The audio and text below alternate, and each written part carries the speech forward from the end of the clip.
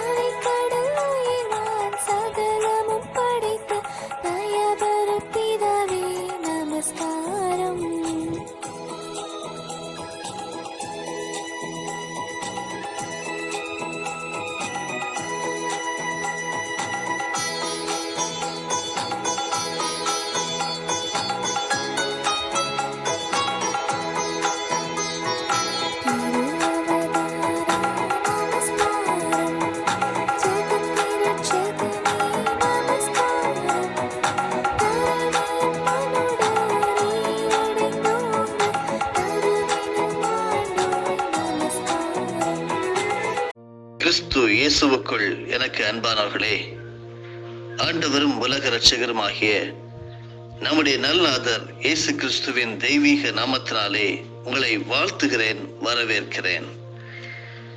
தினம் ஒரு சத்திய வார்த்தையினுடைய இன்றைய தலைப்பு, திருச்சபை என்பது இறை மக்களின் சமூகம். Church, the community of the people of God. பரிசுத்த வேதாகமத்தின் ஆதார வசனம் மத்தேயு எழுதின சுவிசேஷம் அதிகாரம் 16 வசனம் 18. மேலும் நான் உனக்கு சொல்கிறேன், நீ பேதுருவாயிருக்கிறாய், இந்த கல்லின் மேல் என் சபையை கட்டுவேன், பாதாளத்தின் வாசல்கள் அதை மேற்கொள்வதில்லை. Matthew chapter 16 verse 18.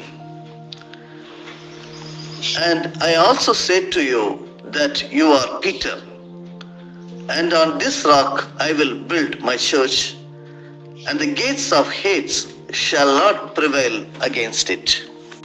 இந்த நாளுக்குரிய திருமறையின் தியான பகுதி மத்தேயு 16 வசனங்கள் 13 முதல் 19 முடிய படிக்க கேளுங்கள். பின்பு இயேசு பிலிப்பு செசரியாவின் திசைகளில் வந்தபோது தம்முடைய சீஷரை நோக்கி, மனுஷகுமாரனாகிய என்னை ஜனங்கள் யார் என்று சொல்லுகிறார்கள் என்று கேட்டார். அதற்கு அவர்கள், சிலர் உம்மை யோவான் ஸ்நானன் என்றும், சிலர் எலியா என்றும், வேறு சிலர் எரேமியா அல்லது தீர்க்கதரிசிகளில் ஒருவர் என்றும் சொல்லுகிறார்கள் என்றார்கள். அப்பொழுது அவர், நீங்கள் என்னை யார் என்று சொல்லுகிறீர்கள் என்று கேட்டார். சீமோன் பேதுரு பிரதியுத்தரமாக, நீர் ஜீவனுள்ள தேவனுடைய குமாரனாகிய கிறிஸ்து என்றான். இயேசு அவரை நோக்கி, யோனாவின் குமாரனாகிய சீமோனே, நீ பாக்கியவான், மாம்சமும் இரத்தமும் இதை உனக்கு வெளிப்படுத்தவில்லை, பரலோகத்தில் இருக்கிற என் பிதா இதை உனக்கு வெளிப்படுத்தினார். மேலும் நான் உனக்கு சொல்கிறேன், நீ பேதுருவாய் இருக்கிறாய், இந்த கல்லின் மேல் என் சபையை கட்டுவேன், பாதாளத்தின் வாசல்கள் அதை மேற்கொள்வதில்லை. பரலோகத்தின் திறவுகோல்களை நான் உனக்கு தருவேன். பூலோகத்திலே நீ கட்டுகிறது எதுவோ அது பரலோகத்திலும் கட்டப்பட்டிருக்கும், பூலோகத்திலே நீ கட்டவிழ்ப்பது எதுவோ அது பரலோகத்திலும் கட்டவிழ்க்கப்பட்டிருக்கும் என்றார். திருச்சபை என்பது இறை மக்களுடைய சமூகம். இந்த தியான பகுதிக்கு ஆங்கில வேத புத்தகத்திலே கொடுக்கப்பட்டுள்ள தலைப்பு, Peter confesses Jesus as the Christ. இந்த உலகத்திலே அநேக பேர் இயேசு கிறிஸ்துவை கடவுளாக ஒருவேளை சொல்லலாம், அல்லது ஒரு தீர்க்கதரிசியாக சொல்லலாம், அல்லது அவர் தீர்க்கதரிசிகளில் முதன்மையானவர் என்று சொல்லலாம். இங்கே வேதாகமத்தில் குறிப்பிடப்பட்டுள்ளது, பேதுரு சொல்லுகிறார், நீர் ஜீவனுள்ள தேவனுடைய குமாரனாகிய கிறிஸ்து என்றார். இதுதான் ஒரு முக்கியமான காரியம். இயேசு என்று சொல்லி அநேகர் பெயர் வைத்திருக்கலாம், ஆனால் இயேசுவை கிறிஸ்து என்று சொன்னதனால் மாத்திரமே அவர் இயேசு கிறிஸ்து என்று புகழப்பட்டு அவர் நம்மை மீட்கிறவராக, நம்முடைய இரட்சகராக, நம்முடைய மேசியாவாக இருக்கிறார். தேவனுக்கு மகிமை உண்டாகட்டும். இந்த பகுதியை நாம் ஆராய்ந்து பார்க்கும் போது திருச்சபை என்பது ஒரு தனிநபர் மூலமாகவே ஆரம்பிக்கப்படுகிறது. தேவன் ஒரு தனிநபரை தெரிந்தெடுக்கிறார். அவர் மூலமாக திருச்சபையை, அவருடைய திருச்சபையை இந்த உலகத்தில் நிலைநாட்ட விரும்புகிறார். அப்படித்தான் கன்னியாகுமரி பேராய தோற்றத்தின் பின்னணியை நாம் பார்க்க முடிகிறது.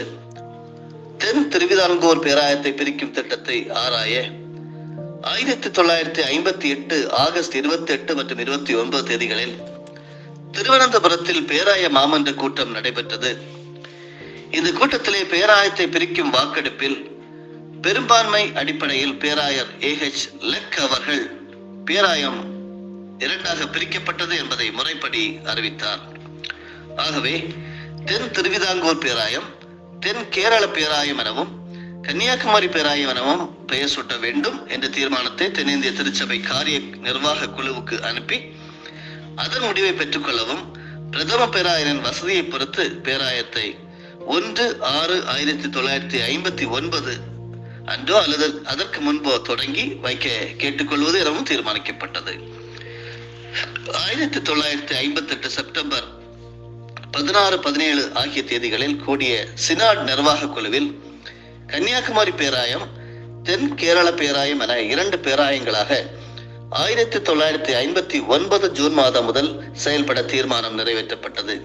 அதன்படி அன்று நடைபெற்ற தென் திருவிதாங்கூர் பேராயத்தின் இறுதி கூட்டத்தில் பிரதம பேராயர் கலந்து கொண்டு தென் கேரள பேராயம், கன்னியாகுமரி பேராயம் ஆகிய 2 பேராயங்கள் உருவாக்கப்பட்டதை அறிவித்தார்.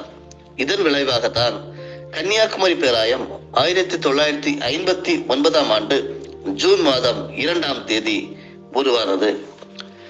தென் திருவிதாங்கூரில் நற்செய்தி பரப்புரை செய்த ரிங்கல் தோபே ஐயர், முதற்கனி மகாராசன் வேதமாணிக்கம் அவர்களால் நற்செய்தி என்னும் அருட்கொடையை பெற்று இறை பணிகள் நிறைவேற்றப்படுகின்றன.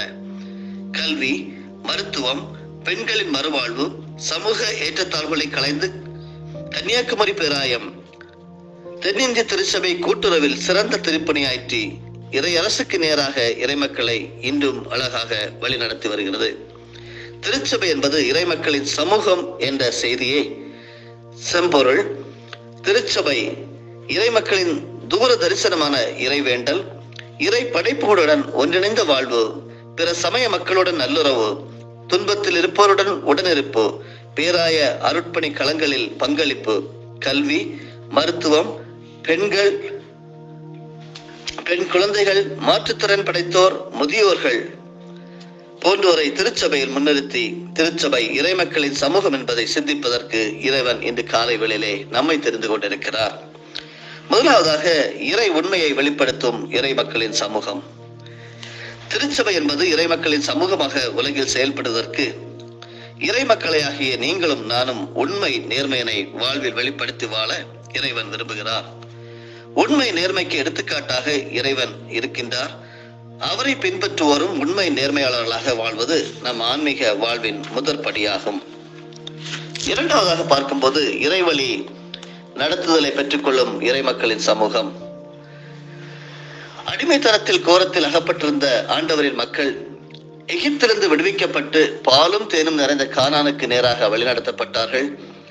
விடுதலையின் மகிழ்வை முழுமையாக அனுபவமாக்கும் பயணமாக பாலைநில பயணம் அமையவில்லை. பாடுகளும் பாதிப்புகளுமான பயணமாய் இருந்த போது ஆண்டவர் அவர்களை பாதுகாத்து கண்ணின் மணியென அவர்களை சேதமின்றி காத்தருளினார். அழிவை அனுமதியாது அடைக்கலம் அருளும் இறை வழிநடத்துதலை வழங்கினார். கழுகு தன் கூட்டின் மேல் அசைந்தாடி தன் குஞ்சுகளின் மேல் படர்ந்து அணைப்பது போலும், தன் சிறகுகளை விரித்து அவற்றை சுமந்து செல்வது போலும், அவற்றை தன் சிறகுகளை சுமப்பது போல் ஆண்டவர் ஒருவரே அவர்களை வழிநடத்தினார் என்பது ஆண்டவரின் வழிநடத்தலை உணர்த்துகிறது. அருமையானவர்களே, ஆண்டவரை சார்ந்து அவரது நடத்துதலை பெற வாஞ்சிக்கும் திருச்சபைக்கு முழுமையான பாதுகாப்பை வழங்கி இறைமக்களின் சமூகமாக்குகிறார். மூன்றாவதாக இறை ஆளுகையில் பங்கு கொள்ளும் இறை மக்களின் சமூகம். ஊழியத்தில் பங்கு பெற்று வாழும் விசுவாசிகள் அவர் ஆளுகையில் பங்கு பெறும் மாபெரும் பாக்கியத்தை பெறுவார்கள். எசேக்கியேல் 32 வசனம் 13 முதல் 40 வரையில் உள்ள வசனங்களில் இறை உண்மையுடன் இறைவழி நடத்துதலை பெற்றுக்கொண்ட விசுவாசிகள் இறை விருப்பத்திற்கு உடன்படாமல் மீறி நடந்து தண்டனைக்கு உள்ளானார்கள். இறை ஆளுகையில் பங்கு கொள்ள இயலாமல் போயிற்று. நாமும் இறை ஆளுகையில் பங்கு கொள்ள இறைவன் விரும்பும் வாழ்வு வாழ்வது சிறப்பு பெற்றது. 1 பேதுரு 2வது அதிகாரம் முதல் 10 வசனங்களிலே ஆண்டவருடைய மக்கள் இரக்கம் பெற்று அவர் அளிக்கும் இறையரசில் பங்கு கொள்ள விரும்புகிறார். அத்தகையோருடன் விண்ணரசின் திறவுகோல்களை தருவதாகவும் வாக்கு பண்ணியுள்ளார். இன்று நாம் வாசிக்க கேட்ட மத்தேயு 16:19 அருமையானவர்களே, உங்களுக்கும் ஆண்டவர் அவருடைய திருச்சபையின் திறவுகோல்களை, பரலோகத்தின் திறவுகோல்களை தர சித்தமுள்ளவராக இருக்கிறார். நீங்கள் செய்வதெல்லாம் அர்ப்பணிப்பு. ஆண்டவரிடம் கேளுங்கள், நிச்சயமாகவே ஆண்டவர் உங்களையும் பயன்படுத்துவார். இந்த உண்மையை வெளிப்படுத்தி இறைவழி நடத்துதலுடன் அனுதினம் வாழ்ந்து இறை ஆளுகையில் பங்கு கொள்ளும் திருச்சபையாக, இறை சமூகமாக அன்பினால் பண்பினால் பகிர்வதனால் இறை சான்றுடன் உலகில் வாழ்ந்து இறை அரசுக்கு உரியவர்கள் ஆவோம். ஆண்டவர் உங்கள் ஒவ்வொருவரையும் ஆசீர்வதிப்பாராக. ஆமேன். இந்த நாளுடைய செய்தியை தொகுத்து தந்த Arul Thiru K Edwin John Devakumar அவர்களுக்கு காட்வின் ஜான் மினிஸ்ட்ரிஸ் சார்பாக நன்றிகளை உரித்தாக்குகிறோம். ஜெபிப்போமா. நல்நாதர் இயேசு கிறிஸ்துவே, உம்மை துதிக்கிறோம், புகழுகிறோம், வாழ்த்துகிறோம், மகிமைப்படுத்துகிறோம். அப்பா, பேதுரு எப்படி ஆண்டவரே நீர் தேவன், ஜீவனுள்ள தேவனுடைய குமாரனாகிய கிறிஸ்து என்று சொல்லி அறிக்கை செய்தாரோ, அப்படியே நாங்களும் ஜெபிக்கிற ஒவ்வொருவரும் உம்மை ஜீவனுள்ள தேவனுடைய குமாரனாகிய கிறிஸ்து என்று அறிக்கை செய்கிறோம். எங்களை பயன்படுத்தும் ஆண்டவரே, நாங்கள் பாக்கியவான்களா இருக்கிறோம். நாங்கள் எங்களை அர்ப்பணிக்கிறோம். எங்கள் மேல் திருச்சபைகளை கட்டும் அப்பா. அதே போல பரலோகத்தின் திறவுகோல்களை எங்களுக்கும் தாரும். எங்களை அர்ப்பணித்து ஜெபிக்கிறோம். இப்படி அர்ப்பணிக்கிற ஒவ்வொருவருக்கும் நீர் இறங்க வேண்டுமா ஜெபிக்கிறோம். எங்களை பிரயோஜனப்படுத்த வேண்டுமா ஜெபிக்கிறோம். ஆண்டவரே, திருச்சபை என்பது இறை மக்களின் சமூகம் என்பதை நீர் கற்றுத்தந்தீர். உமக்கு ஸ்தோத்திரம். அப்படியே திருச்சபையில இணைந்து நல்வழியும் செய்ய உதவி செய்யும். இயேசுவின் மூலமே பிதாவே, ஆமேன். என் ஆத்துமாவே கர்த்தரை ஸ்தோத்தரி, என் முழு உள்ளமே அவருடைய பரிசுத்த நாமத்தை ஸ்தோத்தரி. என் ஆத்துமாவே கர்த்தரை ஸ்தோத்தரி, கர்த்தர் செய்த சகல உபகாரங்களையும் மறவாதே. ஆமேன்.